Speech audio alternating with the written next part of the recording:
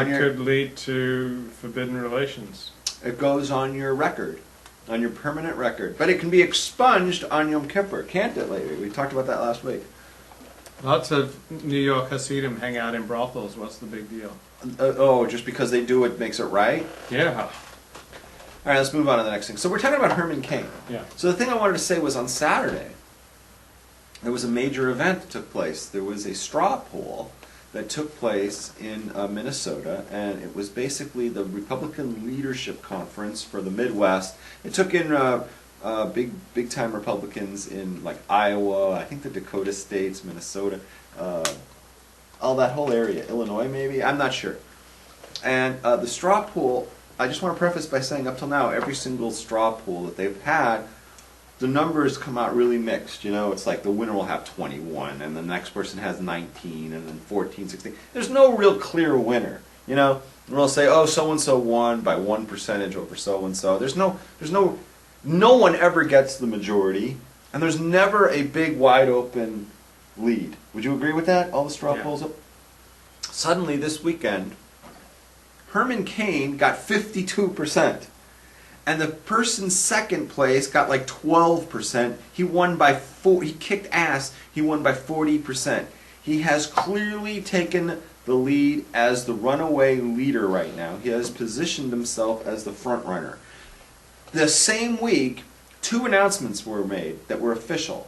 Sarah Palin is not joining this thing ever, and neither is Chris Christie. So, I don't know who else is joining. But they need to move fast if they're planning to do it, because right now, Herman Cain is your winner. He's your front runner. Now, what would you put the odds of him winning at? To winning the Republican nomination? Yeah. I don't know. I'd say 5%. 5%? Yeah. Oh no. He has no money, he has no organization. He's not even campaigning in Iowa. I would say he's much higher. I would say, right now, I would say odds are at least 50-50. Really? Yeah. You think 50% that they'll nominate Herman Cain? Here's what I think. We talked about this last week. I think he's now consolidated himself, positioned himself as the front runner of the conservative vote. Meaning everyone who was going to vote for Perry, or for Bachman, or for Cain, or for Gingrich, or for Santorum, or who are the other ones? I don't even know who's running. They are all now going to vote for Cain. Who is going to vote for somebody else, right? You know, Ron Paul's going to get his, 20%, right? Who else? There's nobody left. So he's going to get 50%, and a few people are going to split the rest, and he's right now looking like the guy. He's the guy. And Romney, I'm sorry. And Romney's going to be like the other one. So, it's going to be like, let me break it down to you. Ron Paul's going to get 25% no matter who, what, where, right? Romney's going to get like the rhino vote, the liberal vote, right? So he's going to get like, 25, 30. Then it'll be like a little bit of a breakdown, like everybody's going to get like 2, 3, 4%. And this guy's going to come around and he's going to have like 30, 35% right now. I think there's a very good chance he's the guy. And as they move through the primaries, the Romney people are going to let go. Because they're not going to want to, stand in this guy's way. Once they see that he's the clear leader, they're going to let go. Here's what I also think. I think the people don't know who he is. I don't think. Right. We don't yet know who he is. I mean, we don't know what his flaws are. The press haven't dug up any dirt on him yet. Right. My thing with him is he has no military experience. Like, what's he going to do in a wartime? Send everybody free pizza? He worked for the Navy for a while. That doesn't count. But what's he going to do? Send free pizza to everybody, And I also, what I think about Herman Cain? I thought about this a lot since this last week.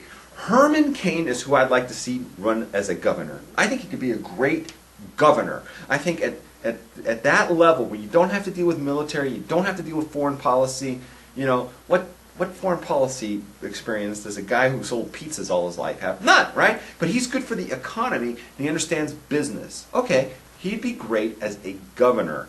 He would be great as a governor. If he were run for the governor of California, I would vote for him. Right? I just don't think he's presidential material right now because we need a commander-in-chief. Anyways, I talked about that at great So length if last you week. ran against Obama, you'd vote for Obama. No, I would vote for a toaster oven. I would vote for a Ralph's bag filled with your feces if it ran against Obama. I mean, Obama needs to get out of there. He's doing damage to the country, right? And anybody who they're putting up is better than him. But having said that, I think the Republicans can do better. I think they can find somebody who's got military experience, who has experience with foreign policy, and can also run the government. That's what I'm thinking. We talked about this last week, how neither of us are really happy with the field. That's not our field that we would put up. But, like I said, Herman Cain is perfect for the job of governor. I would totally get on. I would work for him if he campaigned for governor of California. I think he's great for that. Okay, next topic. Next topic. All right, we're moving right along. Lakewood Rob says, when push comes to shove, people will vote for Romney. I don't agree with that.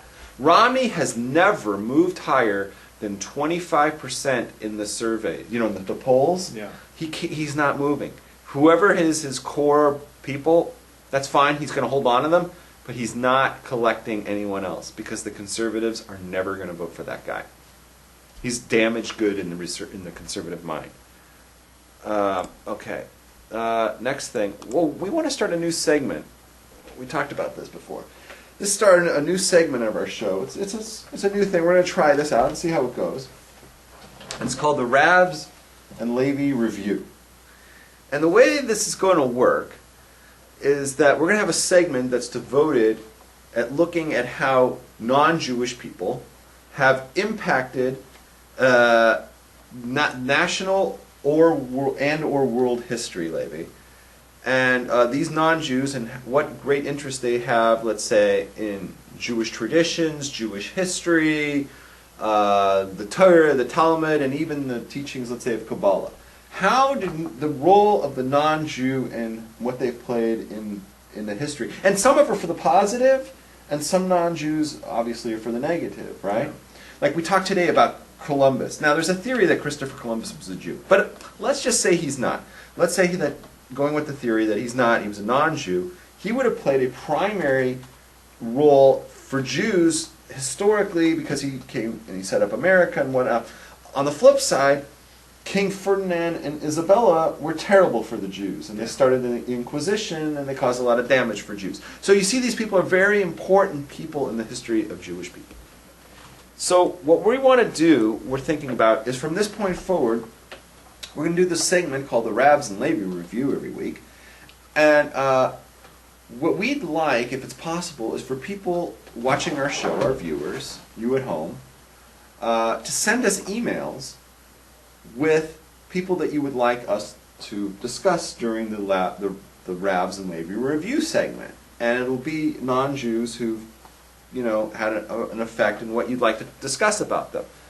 We've already been contacted by somebody who would like us to discuss something for our initial segment. And so we're going to talk about that person tonight, just real briefly, kind of give like an overview of this person who's had an effect on us in recent years.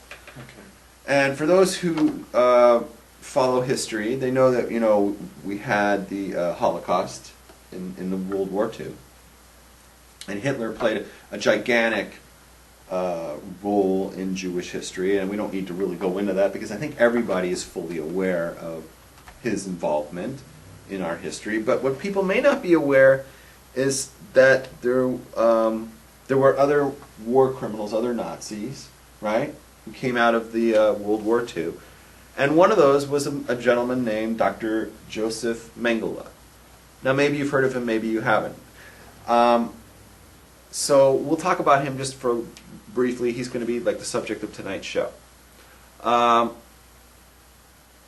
I'm going to ask viewers, once they hear this, to go ahead and feel free to email us some of your thoughts to what we're discussing. But anyways, Joseph Mengele, I thought I would say, in 1955, he bought... Okay, let's just talk about who he was. He was a doctor in the times of the Holocaust. And he experimented on people in a really vicious way. Keep going.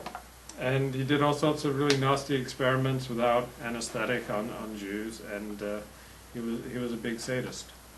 And then what happened after the war? He escaped to South America. He escaped to South